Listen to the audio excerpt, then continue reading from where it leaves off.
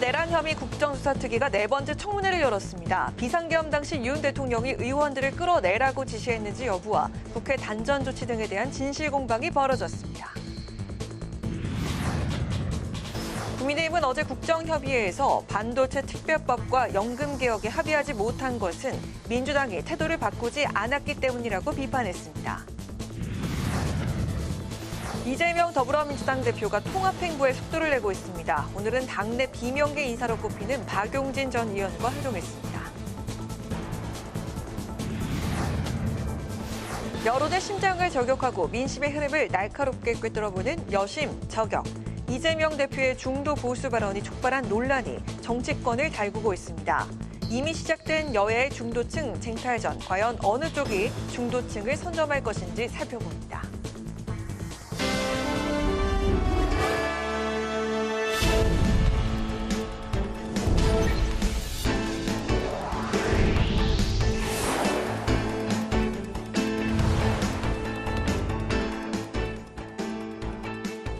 여러분 안녕하십니까. 2월 21일 금요일 국회 라이브 6 시작하겠습니다. 오늘 뉴스는 국정조사 특별위원회 중계방송으로 늦게 시작합니다.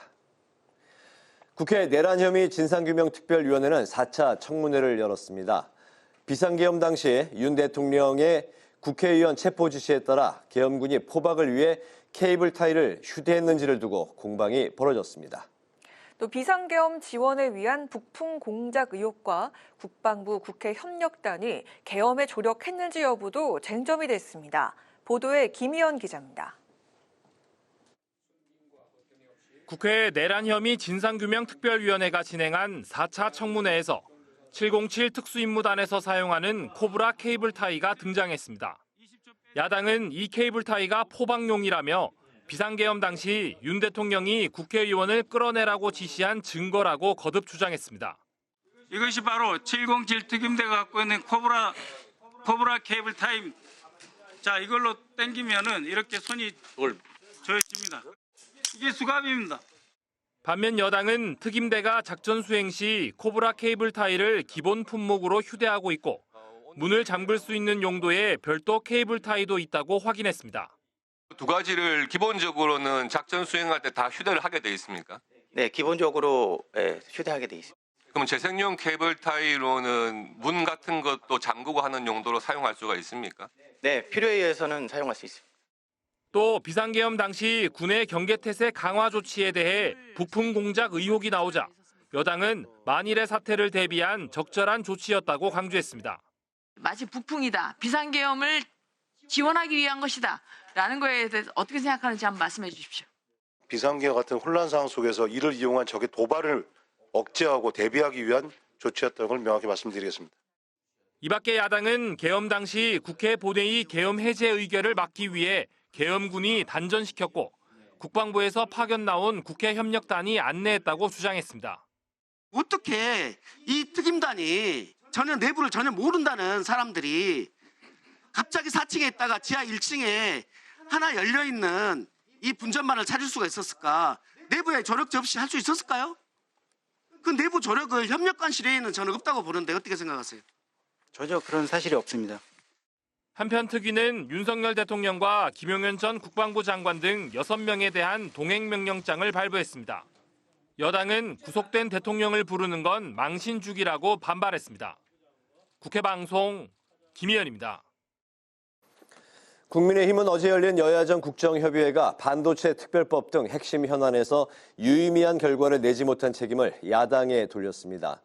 또 최근 각종 항공기와 선박 관련 사고가 잇따르자 당정은 협의회를 열고 재발 방지 대책을 논의했습니다. 여당 소식은 오다힌 기자가 전합니다. 국민의힘은 여야가 앞으로 주요 현안의 의견을 모아가기로 한 건 국정협의회가 거둔 소기의 성과였다고 평가했습니다.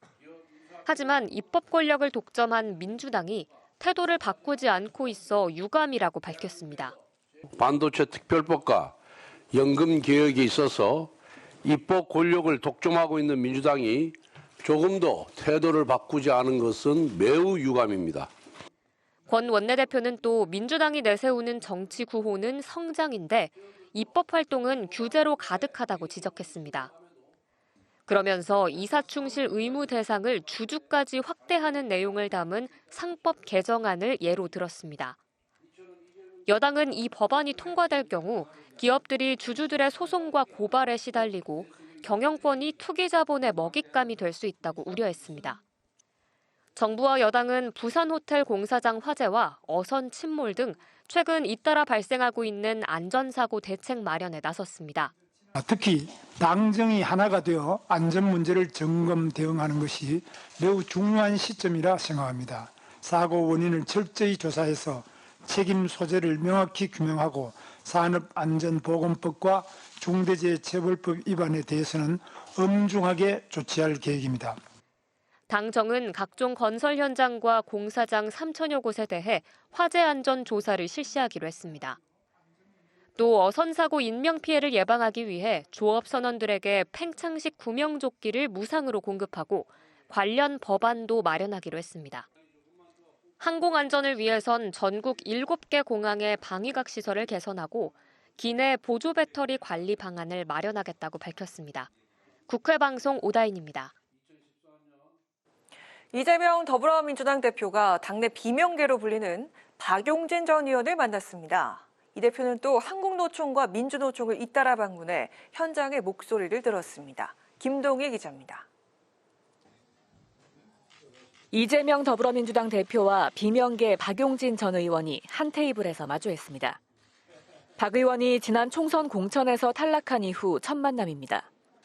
이 대표는 함께해줘서 고맙다며 위기를 이겨내는 데 힘을 모으자고 밝혔고 박 의원은 모든 걸 다 털고 국민 통합을 위해 힘을 합치자고 답했습니다. 박 의원이 가슴 아픈 만큼은 알겠지만 사실은 안타까워요. 지금 우리한테 주어진 역할이 어쨌든 이 위기 상황을 잘 극복하는 거 아닐까 싶고요. 그 속에 우리 박용진 의원님의 역할도 있을 거고 또 역할 하셔야 돼요. 앞으로 더 큰 역할을 한번 같이 만들어가면 좋겠다는 생각이 들어요. 이렇게 웃는 얼굴로 맞이할 수 있게 된 거 다행이라고 생각하고요. 국민들께서 걱정하시는데 걱정과 불안 떨쳐내고 내란 추종 세력들 조직권 저지하고 하는데 힘을 합쳐야 된다 생각합니다. 그 대의명분 없이 뭐 다른 사사로운 개인적인 감정 이런 건 자리에서는 안 된다고 봐요. 박 전 의원은 문재인 정부의 공과 과를 승계하고 당내 여러 의견을 경청하며 586 정치 청산이 필요하다고 조언한 걸로 알려졌습니다. 이 대표는 김부겸 전 국무총리와 임종석 전 대통령 비서실장 그리고 김동연 경기도지사와도 만날 예정입니다. 이 대표는 주 52시간 근무를 예외하는 반도체 특별법 추진에 노동계의 반발이 큰 상황에서 한국노총과 민주노총을 찾았습니다. 이 대표는 우리 사회가 노동시간 단축과 주 4일 근무 사회로 나아가야 한다는 민주당의 입장은 명확하다고 밝혔습니다. 한편 민주당은 내일 서울 안국역 근처에서 윤석열 대통령 파면 촉구 집회를 열기로 했습니다. 이재명 대표가 비명계 끌어안기와 진영 세력 확장으로 광폭 행보를 이어가는 가운데 민주당은 윤 대통령 탄핵을 내걸고 야권 연대의 폭을 더 넓혀나가고 있습니다. 국회방송 김동희입니다.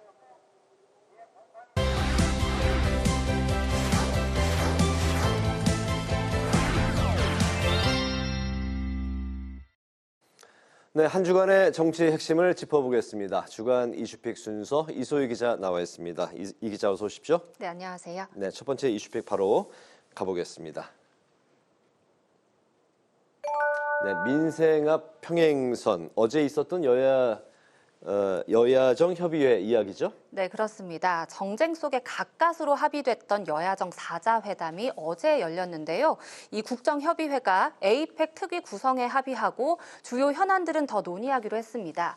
하지만 정작 추경과 반도체 특별법, 연금개혁 등 민생 현안을 두고 합의에 이르지 못하면서 여야정만 한가로운 게 아니냐는 지적이 나옵니다. 네, 그래도 이제 추경 편성에는 공감대를 이뤘다 이런 평가가 나오던데 경기 침체 국면에서 그만큼 이제 시급한 부분이다 이런 이야기잖아요. 그렇습니다. 한국은행을 비롯해서 경제계에서 올해 경기 하방을 보고 있고 또 트럼프 정부의 관세 폭탄도 예상되는 상황에서 사실 추경에 대한 공감대는 자연스럽다고 볼 수 있습니다. 네. 어제 회의 시작 전에도 이 우원식 의장이 적어도 추경 편성은 합의를 해야 된다 이렇게 단단히 당부를 했었는데요. 그만큼 여야가 추경 편성에는 공감대를 이뤘지만 세부 사항에 있어서는 합의하지 못했습니다. 여당은 지난해 야당이 일방적으로 삭감한 본 예산의 복구를 주장을 했고요. 야당은 전 국민 25만 원 예산을 포함한 35조 원 규모의 추경을 다시 한번 강조했습니다. 다만 민주당은 정부의 추경안 내용을 본 뒤에 민생회복 지원금을 포기할 수도 있다면서 협상의 여지를 남겼습니다. 여야는 민생과 AI, 통상 지원 세 가지 대원칙을 두고 추경을 앞으로 추진해 나가기로 했고요. 향후 실무 협의에서 규모와 시기를 논의하기로 합의했습니다. 네, 반도체 특별법에 주 52시간 특례 조항을 포함시키느냐 아니냐 이 합의가 이제 주목이 됐었는데 네. 이 예외 조항이 안 들어가면 반도체 특별법이 아니라 반도체 보통법이다 이런 우려의 이야기도 나왔다고요? 네, 그렇습니다. 어제 최상목 권한대행이 했던 말인데요. 국내 반도체 산업의 경쟁력이 약화되고 있는 시점에서 절박함이 느껴지는 대목이었습니다. 이렇게 정부 측의 입장이 강경한 만큼 어제 여야정에서도 반도체 특별법을 꽤 비중 있게 논의한 것으로 전해졌는데요. 결국 입장 차이만 확인하고 끝났습니다.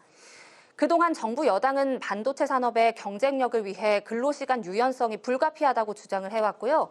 민주당은 노동계의 반발을 감안해서 사회적 논의가 더 필요하다는 입장을 보여왔습니다. 사실 몇 주 전에 이재명 대표가 이 주 52시간 예외 조항에 여지를 뒀다가 철회를 하기도 했는데 이때 양대 노총의 반발이 거셌던 것으로 전해지고 있거든요.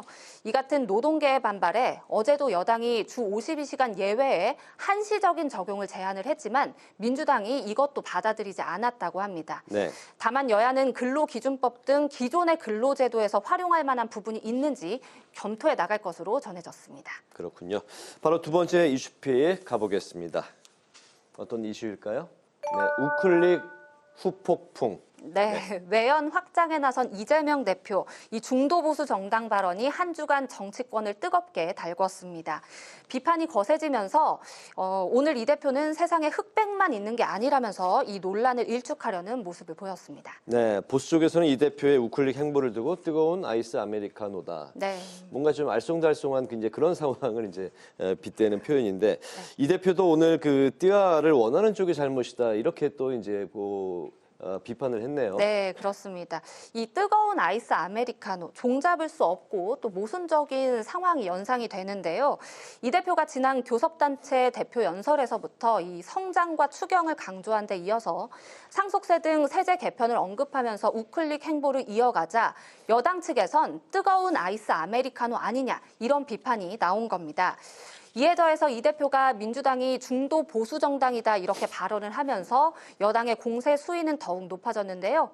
오늘도 차라리 국민의힘에 입당하라면서 이 대표를 향한 공세를 펼치기도 했습니다. 이렇게 거세진 공세에 이 대표가 오늘 다시 한번 뜨아아를 언급을 했습니다. 네. 오히려 이 뜨거운 아이스 아메리카노를 원하는 쪽이 잘못된 게 아니냐 이렇게 맞선 건데요. 이 대표는 세상에 흑백만 있는 게 아니라면서 보수 또는 진보로만 바라보는 국민의힘이 되려 문제다 이렇게 비판을 했습니다. 네, 또 이게 민주당 내부에서도 이제 평가가 좀 엇갈리고 있는데 특히 이제 비명계 중심으로 비판의 목소리도 나왔습니다.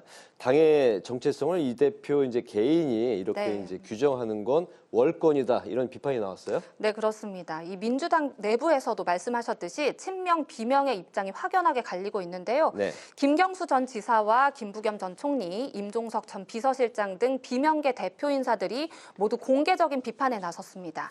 이들 비판의 핵심은 이 대표가 당의 정체성까지는 바꿀 수 없다 이런 이야기였습니다. 반면 친명계는 김대중, 문재인 전 대통령 등 과거의 사례를 언급하면서 당의 정체성이 중도 우파에 가깝다는 공감대를 보이기도 했는데요. 그러면서 오히려 국민의힘을 보수가 아닌 극우 정당이다 이렇게 규정을 하면서 민주당이 보수까지 아우르는 중원이라는 점을 강조하려는 모습이었습니다. 이렇게 당내 논란은 있지만 집토끼뿐만 아니라 산토끼도 잡기 위한 이 대표의 우클릭 행보가 이번 선거에서 힘을 발휘할 수 있을지는 주목할 만한 부분입니다. 네, 세 번째 마지막 이슈픽도 살펴볼까요? 네,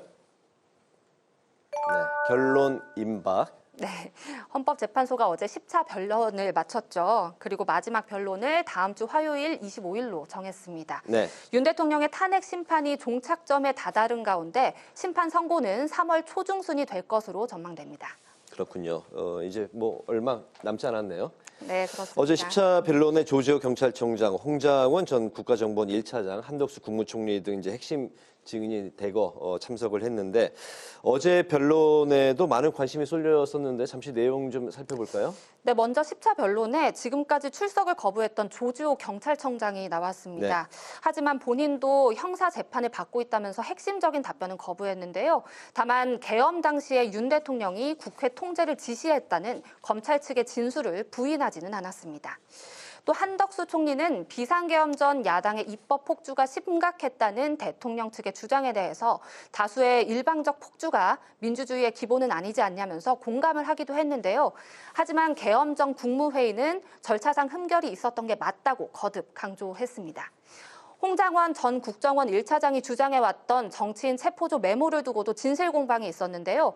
홍 전 차장은 통화받은 장소 등의 혼선이 있었던 점은 인정을 했지만 윤 대통령의 전화와 또 여인현 전 사령관이 체포자 명단을 불러줬다는 지시와 관련된 그 증언들은 번복하지 않았습니다.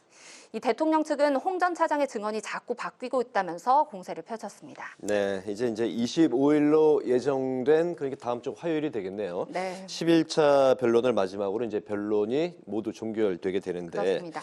조금 전에 3월 초중순 말씀하셨죠? 선고가 이때쯤에는 이루어질 것 같다고요?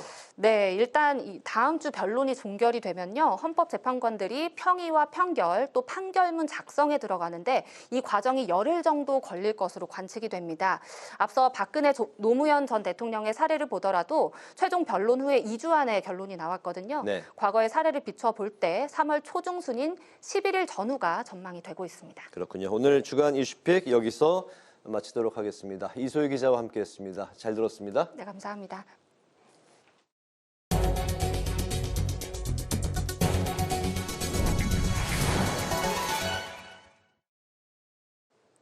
국회 보건복지위원회가 마약류 관리에 관한 법률 개정안 등 25건의 법률안을 의결했습니다.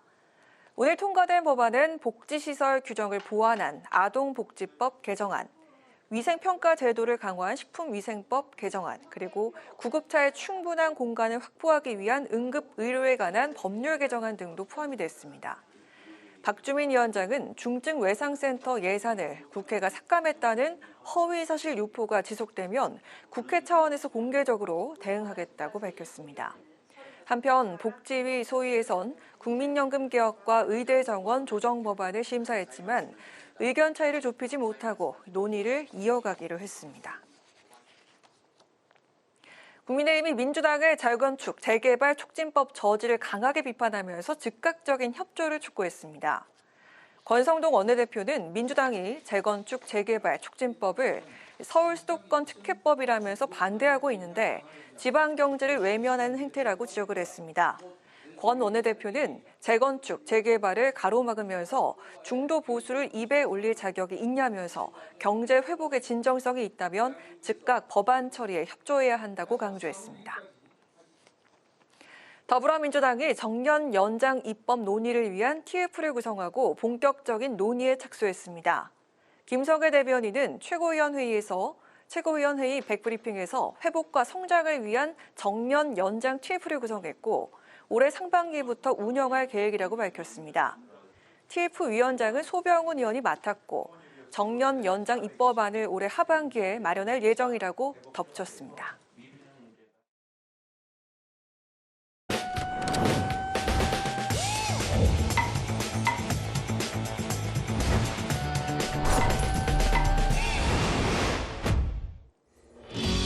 국회 속 다양한 이슈를 알기 쉽게 쏙쏙 뽑아 전해드리는 신동진의 국회 속. 오늘 주제는 딥시크와 AI 골든타임입니다. 중국 스타트업이 개발한 인공지능 딥시크 등장으로 글로벌 AI 업계가 충격에 빠졌었죠. 바로 파격적인 개발 비용 절감 때문인데요. 저비용 고효율, 이른바 가성비 AI 등장해 국가들 간의 패권 경쟁도 치열해지고 있습니다. 한국도 독자적인 성장 전략이 필요하다는 지적이 나오는 가운데 정치권도 발빠르게 대응에 나서고 있는데요. 일단 어떤 움직임들이 있는지부터 짚어볼까요?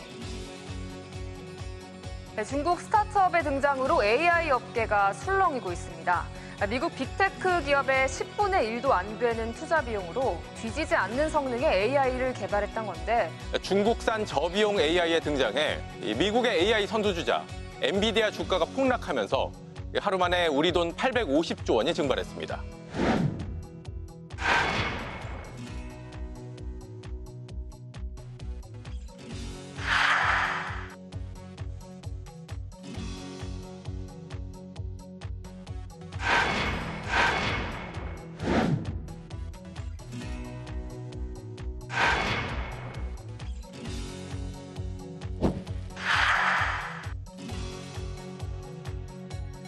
And that's good because you don't have to spend as much money. I view that as a positive, as an asset. AI from a Chinese company should be a wake-up call for our industries that we need to be laser focused on competing to win. 딥시크를 두고 혁신적이라는 평가가 나오는 동시에 우려도 제기되고 있는 상황인데요. 이름, 전화번호 같은 일반적인 기본 정보는 물론 고유의 타이핑 패턴까지 수집해서 중국 내 서버에 저장할 수가 있고요. 특히 딥시크에는 사용자의 정보 수집을 거부할 권리인 옵트아웃 기능도 없는데요. 이 때문에 보안 문제를 이유로 딥시크 사용을 제한하는 나라가 늘어나고 있습니다. 우리나라도 정보기관을 중심으로 차단이 확산하는 분위기인데요. 그럼에도 불구하고 딥시크가 저비용 AI 모델의 가능성을 입증한 만큼 우리나라도 패권 경쟁에서 뒤처지지 않으려면 전략적인 성장 대책이 필요하다는 목소리가 정치권 중심으로 나오고 있습니다.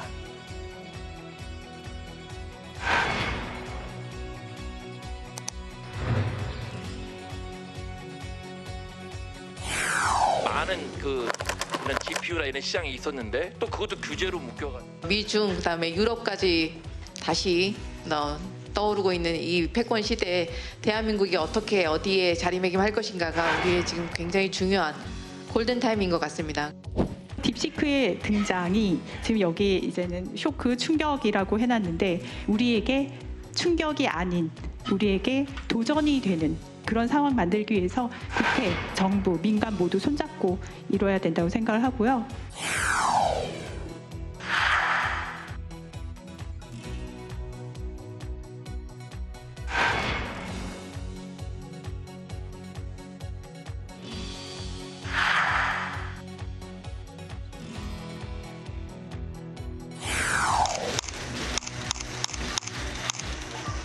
구조적 대전환이 일어날 것입니다. 내년 상반기까지 기존 2,000장이던 최첨단 GPU 보유량을 2만 장으로 10배 확충하여 기업과 연구계가 즉시에 사용할 수 있도록 뒷받침한다는 정부의 계획이 차질 없이 추진될 수 있도록 과방위에서 합의했던 AI 인프라 확충 예산의 정액 규모는 1조 2천억 원이었습니다. 저는 과방위 간사로서 여기에 8천억을 더한 2조 원 정도의 GPU와 AI 인프라 확충 강화를 위한 정부의 큰 예산 결단이 필요하다. AI 관련 추경에는 여야가 이견이 없는 가운데 과방위는 오는 25일 AI 업계 관계자들을 초청해 공청회를 개최해야 할 계획인데요. 모처럼 활발히 이뤄지고 있는 정치권 논의로 대한민국 AI 산업의 골든타임이 지켜질 수 있기를 기대해 보겠습니다. 지금까지 신동진의 국회 속이었습니다.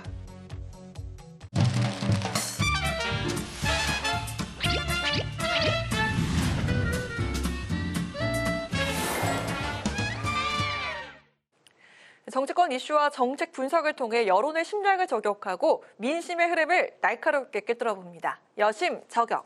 김혜란 전 국민의힘 대변인, 정은혜 전 더불어민주당 의원 두 분 모셨습니다. 반갑습니다. 네, 안녕하세요. 오늘도 해외 콤비 두 분과 함께 하게 됐는데요. 자, 이번 주에는 아주 강력한 키워드가 등장을 했습니다. 바로 중도 보수라는 단어인데요. 오로지 이 진보로 어떻게 살림을 하냐. 이재명 대표가 중도보수 논쟁에 대해서 정면 돌파 의지를 밝혔습니다. 정치권을 흔들고 있는 이재명 대표의 이 중도보수 발언, 우리 먼저 정은혜 전 의원께 여쭙도록 하겠습니다. 지금 분위기 솔직히 어떻습니까? 일단 당내에는 다양한 의견이 존재하기 때문에 이 의견을 전폭적으로 지지하거나 전폭적으로 반대하는 그런 상황은 아니고요. 그냥 다양한 지금 의견들이 존재한다고 말씀드리고 싶습니다. 저는 오히려 이재명 대표의 이 발언 자체가 굉장히 지금 상황에 타이밍 적절했다라는 생각이 듭니다. 탄핵 때문에 모든 뉴스가 거기로 지금 몰려있는 상황 속에서 국민들이 정책이라든지 이념이라든지 이런 우리가 앞으로 살아가야 할 방향에 대해 논쟁할 수 있고 토론할 수 있는 장을 열어줬다라는 생각을 해봅니다. 더불어민주당 같은 경우는 1955년 창당할 때부터 중도적 국민정당으로 출발을 했습니다. 그렇기 때문에 과거에 김대중, 노무현, 문재인 대통령도 발언했던 것들을 보시면 우리 당이 자유시장을 지지하고 서민의 이익을 대변한다. 대중정당이다. 그리고 기본적으로 우리는 중도우파다.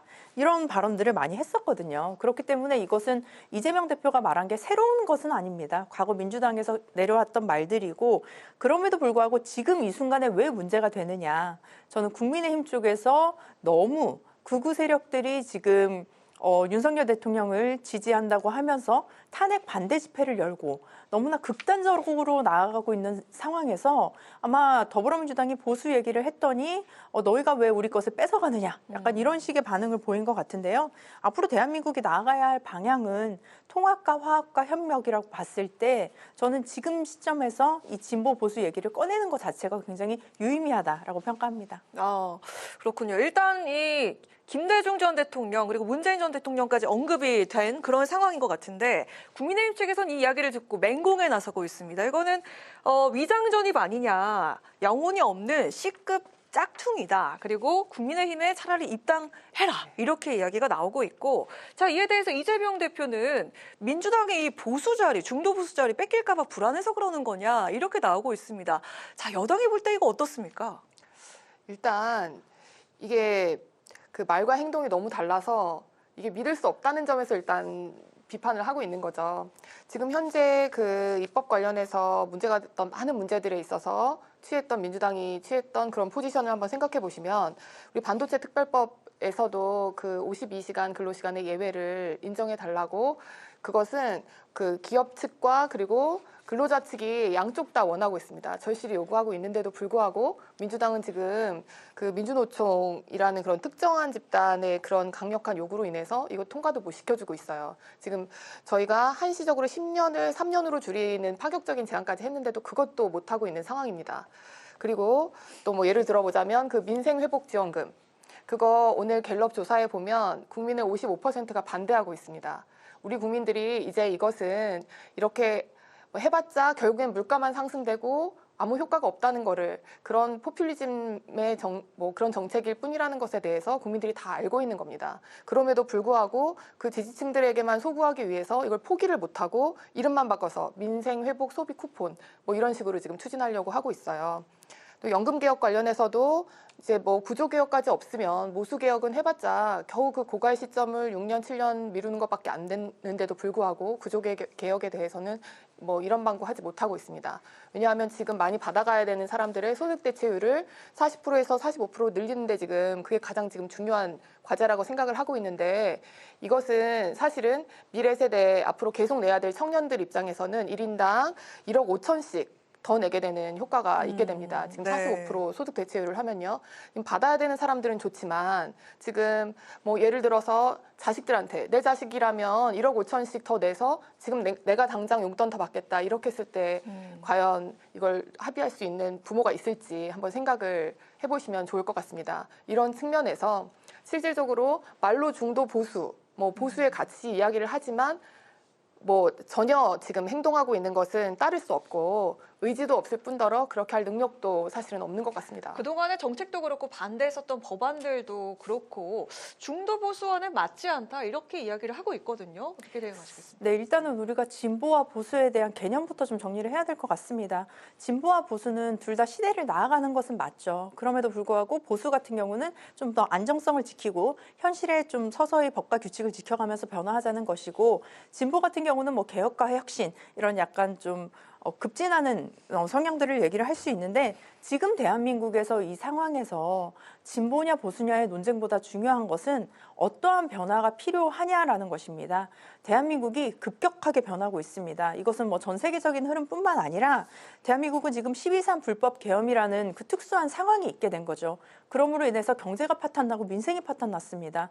이런 급격한 변화가 있는 상황에서 안정성을 추구하면서 국민들이 먹고 살 수 있게끔 변화하겠다. 조금 더 실용주의 노선으로 가겠다라는 것이죠.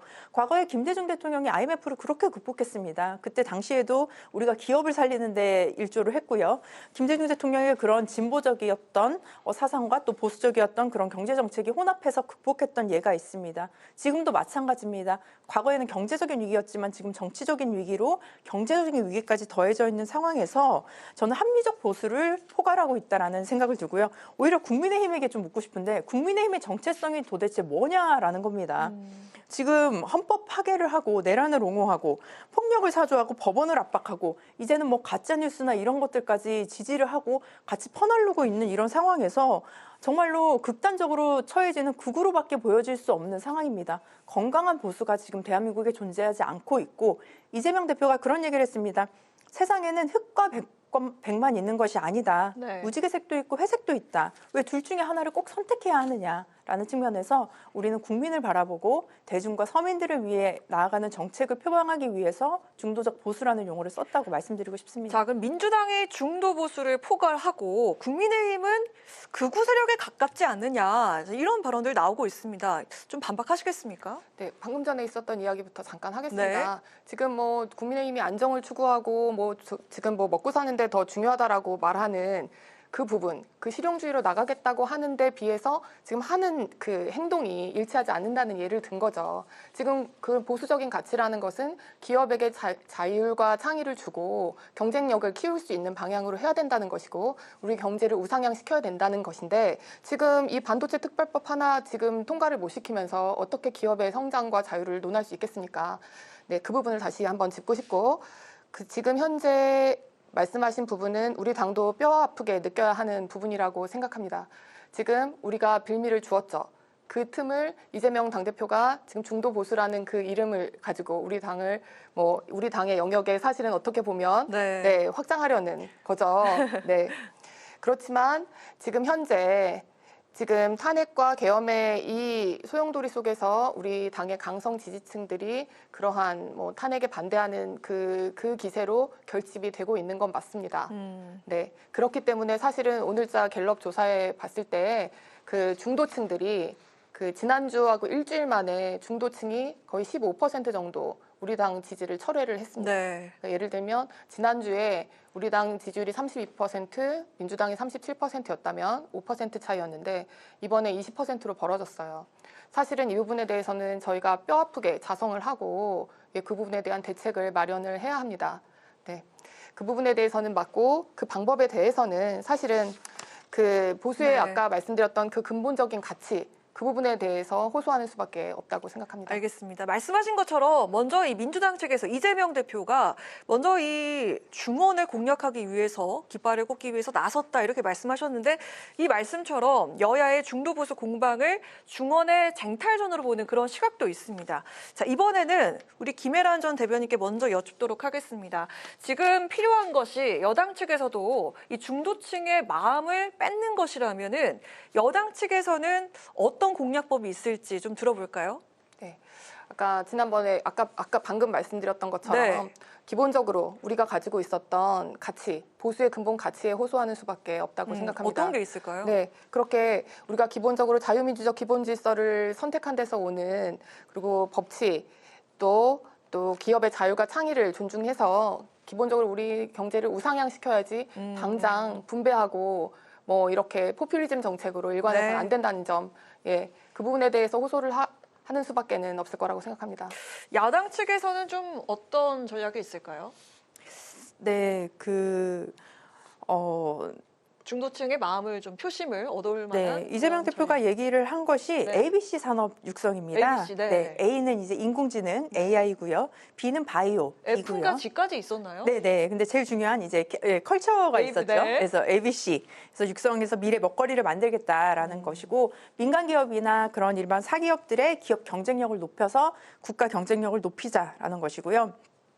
과거에 박근혜 전 대통령 같은 경우도 대선 때 분명히 보수지만 진보 쪽으로 클릭을 했습니다. 그때 보편적 복지, 한반도 평화, 경제 민주화를 얘기했던 게 바로 그때의 새누리당이었죠. 그런 측면에서 봤을 때 지금 대한민국에 무엇이 필요하느냐, 어떤 정책이 필요하느냐에 따라서 이재명 대표가 얘기를 한 것이고 저도 그 대변인님 말씀에 동의를 하는 것이 지금 당장에 우리가 분배와 이런 공정 같은 걸 얘기하기는 굉장히 어려울 정도로 성장이 마이너스가 되어 있는 상황입니다. 네. 지금 이 순간에서 가장 중요한 것은 대한민국이 성장하는 것이고 국민이 행복한 나라가 되기 위해서는 국민이 살아야 합니다. 살아야 행복할 수 있는 나라가 되겠죠. 그런 기본적인 기준을 가지고 더불어민주당은 국민들이 행복한 삶을 살 수 있도록 그런 전략을 추구할 예정입니다. 네, 다음 질문 짧게 들어볼까요? 지금 우리 당은 이제 중도 보수층의 그 이익까지 대변하는 그런 포괄 정당이 되겠다라고 지금 할 때에는 사실 또 한 가지 그 중요한 문제점이 있습니다. 어떤 겁니까? 우리가 아무리 민주당이 이재명 대표의 일극 체제가 되었다라고 말은 하지만 그렇다고 해서 정말 민주당이 이재명 당대표의 사당은 아닐 겁니다. 네, 지금 당장 당 내에서도 오늘자로 그 임종석 전 실장이 민주당은 중도 보수 정당이 아니다. 만약에 여기서 이걸 이렇게 허용하고 나면 우리는 끊임없이 모든 문제에 있어서 계속 양보를 요구받을 것이다. 이견이 이런 많습니다. 네, 굉장히 많은 분들이 지금 다 어떻게 그거는 혼자 결정할 수 있는 게 아니다라고 말하고 있어요. 네, 이거는 당의 충분한 공감대와 이해가 있지 않고서는 혼자 그냥 천명한다고 되는 것이 아닙니다. 그렇기 때문에 그 의지와 상관없이 본인이 혼자서 민주당을 중도 보수 정당으로 만들 수 있을지는 능력이 없을 거라는 점에서 지금 야당의 숙제까지 꼬집어 주셨는데 자, 다음 질문은 여야 이렇게 한 분씩 좀 들어보도록 하겠습니다. 지금 여당 측에서도 지금 좀 차별화와 통합이 필요한 거 아닐까라는 그런 생각이 드는데 지금 여당부터 보면요.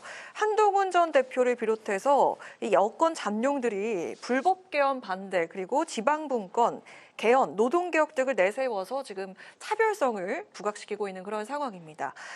탄핵 정국에서 이 여권의 잠룡들이 민심을 얻을 수 있는 키워드는 좀 어떤 게 있을까요? 어떤 게 돼야 할까요? 네. 지금 사실 그 계엄이 있었던 그 날이 지금 우리가 기억하는 한도 내에서는 가장 그 법치주의와 민주주의가 위협을 받았던 순간이 아니었던가 싶습니다. 네. 이렇게 민주주의가 가장 위협받고 있었던 순간에 민주주의를 수호해야 되는 그런 지도자는 도대체 민주주의가 왜 가장 중요하고 이게 왜 최우선 돼야 되는지 이것을 자기 스스로가 뚜렷하게 증명할 수 있는 그런 지도자여야 된다고 생각합니다.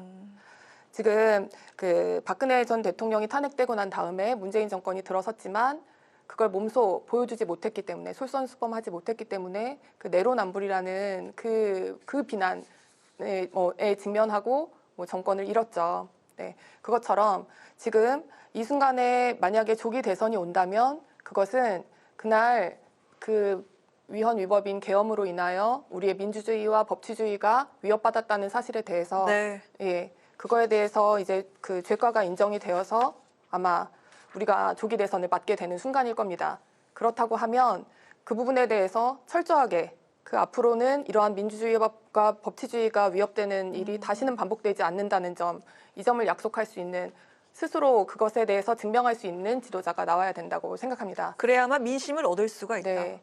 그러한 점에서 그렇기 때문에 지금 당장 그 여러 가지 범죄 혐의로 인해서 재판을 많이 받고 있고 또 3심 재판이 언제 선고되느냐에 따라서 피선거권이 있는지 없는지가 결정되는 그런 민주당의 그 이재명 당대표의 경우에는 이러한 경우에 만약에 당선되었을 경우에 지금 당장 토론회에 가서도 헌법 84조가 대통령의 그 불소추 특권이 자기 재판을 중단시켜 줄 것이라는 점에 대해서 강변하고 있지 않습니까? 네. 그렇다면 이 시국에 다시 한번 이런 지도자가 등장했을 때에는 끊임없이 다시 한번 법치가 흔들리고 민주주의가 흔들리는 상황에 직면하게 될 것이라는 점에서 예, 저는 그런 후보는 자격이 없을 거라고 생각합니다. 지난 질문에 이어서 이번에도 또 연달아서 공격이 나왔습니다. 일단 그 이재명 대표는 지금 이 차별화도 그렇지만 통합 행보에 좀 공을 들이고 있는 것 같은데 합리적인 보수도 우리가 포용해야 한다 이 말이 나온 이후에 한동훈 전 대표 그리고 이준석 의원 이렇게 연대 이야기가 나왔습니다. 지금 비명뿐 아니라 비명도 비명이지만 지금 보수와의 연대 이야기가 좀 먼저 나왔습니다. 어떻습니까? 네, 당연히 탄핵에 찬성을 했고 그리고 국정을 안정시키는 데 동의한다는 의견이 있다고 한다면 저는 그 부분은 충분히 협력할 수 있다고 보여집니다. 노무현 전 대통령도 DJP 연합 대연정을 김대중 대통령도 DJP 연합을 하고 노무현 대통령 같은 경우는 이제 대연정을 실현하자고 또 주장을 하기도 했었죠. 그렇기 때문에 이 변화하는 시대에서 급격하게 변화하는 시대에 우리가 대한민국의 위치 그리고 대한민국이 어떻게 변해야 되는지를 고민하는 것은 굉장히 중요한 문제고 그 과정 속에서 진보냐 보수냐라기보다는 정말 구구가 아닌 합리적인 보수를 지향하고 있는 분들과 함께하는 것은 저는 충분히 가능하다고 생각합니다. 지금 국민들이 가지는 두려움도 굉장히 크고요. 가장 큰 게 불안함입니다. 미래를 예측할 수 없는 그 불안함 속에 있는데 여기서 우리가 지금 혁신을 외치고 개혁을 외칠 수는 없습니다. 이 상황에서는 조금 더 안정되고 성장되는 분위기에 대한민국을 만들어갈 수 있는 적임자가 누구냐. 그게 네. 바로 더불어민주당의 대통령 후보가 될 수 있는 사람이다라는 것을 말씀드리고 싶습니다. 네. 자, 그리고 이 탄핵 심판은 지금 막바지로 치닫고 있는 그런 상황인데요. 이른바 중대한 결심은 아직까지는 없었습니다. 이게 막판에 변수가 될 수도 있다. 이런 일각의 주장이 있는데 가능성은 좀 낮아 보이고요. 25일에 최종 변론 이후에 3월 중순에 선고가 나올 거란 이런 전망이 나왔습니다. 아직 그 최종 변론이 남아 있습니다만은 73일간 11차례 이어진 이 변론길에 대한 총평을 두 분 들어보도록 하겠습니다. 먼저 정은혜 전 의원부터 들어보도록 할까요? 네, 오히려 이번 그 심판 그 변론 기일을 통해서 이미 드러난 사실 그리고 거짓말이 계속 반복되고 있다라는 것 그리고 사법부와 국민까지 우롱하고 있다는 것들을 실시간 동안 국민 여러분들께서 보셨다고 생각을 합니다. 오히려 이 긴 시간 동안 국민 여러분들께서 판단하기 너무 쉽게 그 과정들이 이루어지고 있었다. 저는 가장 우리가 중요하게 짚어야 할 것이 12.3 계엄령이 정당했느냐 정당하지 않았느냐라는 측면인데 그 과정을 얘기를 하면서 뭐 질서 유지를 위한 상징적 계엄이었다. 계몽령이었다. 나중에는 뭐 박수를 치지 않았다. 뭐 이런 얘기들도 좀 있었는데 사실은 민의의 정당인 국회에 헬기가 착륙을 하고 군합발로 국회에 유리창을 깨고 들어갔습니다. 이 장면은 국민들이 다 지켜보고 있었고 이 민주주의의 근간을 휘두르고 근간을 무너뜨리려고 했다는 그런 범죄의 증거들이 속속들이 드러나오게 되었다라는 측면에서 굉장히 좀 유의미했다고 보여지고요. 이제 최종 변론이 있으면 네. 아마도 25일이고 그 뒤에 2주 뒤 정도 되면 3월 11일입니다. 그때 선고가 나올 가능성이 높죠. 과거에 노무현 박근혜 대통령도 한 2주 정도의 시간이 걸렸습니다. 그렇다면 탄핵이 인용됐을 때 바로 60일 내에 또 대통령 선거가 이루어질 것이고 근데 날짜가 보니까 한 5월 7일 정도로 예상이 되더라고요. 근데 5월 7일은 또 어린이날과 이렇게 또 연휴가 있는 기간입니다. 네. 그렇다면 원래 그 헌법상으로 다음 주로 연기가 또 가능하기도 합니다. 그렇게 되면 한 5월 14일 정도로 예상을 해볼 수 있고 그렇지 않다면 5월 7일 전인 4월 30일 정도에 가능할 수 있다고 보여지는데요. 굉장히 기간이 짧습니다. 60일인데 그렇다면 선거 기간을 또 제외했을 때는 양당에서 후보를 선출할 수 있는 기간이 한 경선 기간이 20일 정도밖에 되지는 않습니다. 네. 그래서 너무나 급박하게 돌아가고는 있지만 이 과정들을 국민들이 지켜보고 계셨고 아마도 충분히 판단하실 수 있는 결정하실 수 있는 시간들이 이번에 변론 기일을 통해서 명명백백히 드러났다라고 말씀드리고 싶습니다. 예상하신 일정까지 이렇게 짚어주셨는데요. 지금까지 과정 좀 어떻게 보셨는지 김혜란 전 대변인께 네. 여쭙도록 하겠습니다. 지금 사실 절차적으로는 여러 가지 아쉬운 점들이 많이 있었습니다. 근데 이제 그것은 어떻게 보면 이제 헌법 질서를 빨리 회복시켜야 된다는 그런 소명 의식으로 좀 신속하게 진행하려고 했었던 측면도 이해가 안 가는 바는 아닙니다. 하지만 우리 당 입장에서는 지금 대통령에 대한 탄핵 절차는 굉장히 중요하고 뭐 역사적인 그런 재판인데 좀 졸속으로 진행되었다는 느낌. 그리고 편파적으로 진행되었다는 느낌을 가지고 있는 건 사실이었지만 사실 그 재판의 실체적 진실을 탐지해야 되는 그런 내용적으로는 주요 증인들이 나와서 증언들이 대부분 이루어졌고 또 그 증언들의 증언을 이제 그 신빙성을 다투는 탄핵하는 그런 절차도 충분히 이루어졌다고 보이고 또 사소한 오류 이외에 또 다수의 물증과 또 진술들이 많이 중복되었기 때문에 실체 관계를 파악하는 데는 문제가 없었을 것 같습니다. 다만 이제 다음 주에 마지막으로 최후 변론 절차가 남아 있는데요. 그때 그 재판 후에 있을 사회적인 혼란이라든지 또 사법에 대한 불신이 없도록 마지막 최후 기일까지 절차의 공정을 다해줄 것을 그렇게 바랍니다. 과연 이 최종 변론 이후에 선고까지 이제 헌재 시간이 남아 있는데 과연 어떤 결정을 내릴지 그리고 여론의 향방이 좀 어디로 향할지 두 분께 이제 마지막으로 듣고 마무리하도록 하겠습니다. 과연 어떤 결정 나오고 또 여론 민심은 어떻게 흘러갈지 짚어보도록 하겠습니다. 네, 그 대변인님께서 이번에 너무 탄핵 절차가 졸속이고 편파적이었다라고 말씀을 하셨는데 사실 졸속이 아닙니다. 과거 박근혜 대통령도 한 90일 정도의 시간이 있었고 거의 시간은 어떻게 보면 평행 이론이라고 싶을 정도로 거의 날짜까지 좀 비슷한 3월, 5월, 12월 이렇게 흘러가고 있었죠. 그렇기 때문에 한 것이 아니라 절차에 맞게 진행이 되었다라고 말씀드리고 싶고요.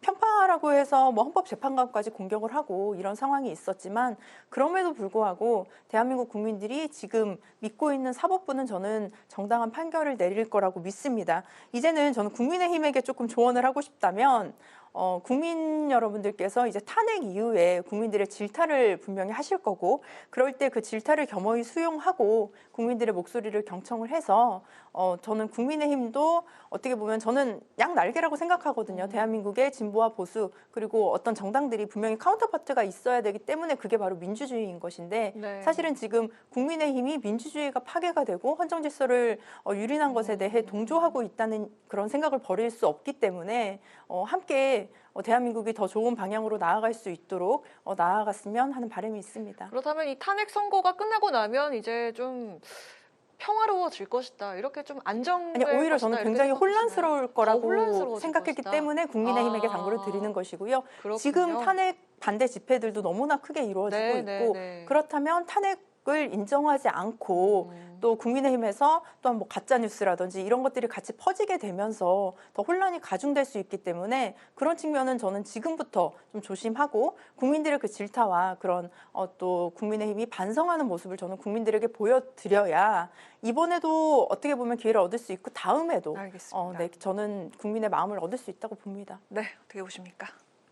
네, 보수를 지지하지만 그 불법적인 계엄에 대해서는 명백히 반대하고 또 그러한 그 위헌 위법의 계엄으로 인하여 헌정 질서를 유린한 대통령은 직무가 정지되어야 되는 것이 당연하다고 생각하고 부정 선거는 없다고 믿는 국민의힘 지지자들도 많이 있습니다. 네. 그렇기 때문에 지금 이렇게 극단적으로 치우쳐서 달려가는 이 지금 이 상황이 사실 우려스러운 것도 사실입니다. 하지만 지금 우리가 보수당으로서 법치를 수호하고 또 사실과 이런 법에 근거한 그런 법질서를 수호하는 것, 이것은 우리 보수의 근본 가치입니다. 네, 저는 결국에는 이 계엄과 탄핵으로 인한 충격을 결국에는 수습하고 다시 단합된 모습으로 당이 다시 태어날 거라고 생각을 하고 결국에 이런 국민적 혼란을 수습하는 데 여야가 총력을 기울여야 된다고 생각합니다. 네, 알겠습니다. 오늘 이렇게 마무리하도록 하겠습니다. 지금까지 김혜란 전 국민의힘 대변인, 정은혜 전 더불어민주당 의원과 함께한 여심 저격 시간이었습니다. 두 분 오늘도 고맙습니다. 오늘 국회 라이브 6 여기까지입니다. 시청해주신 여러분 고맙습니다. 편안한 주말 보내십시오.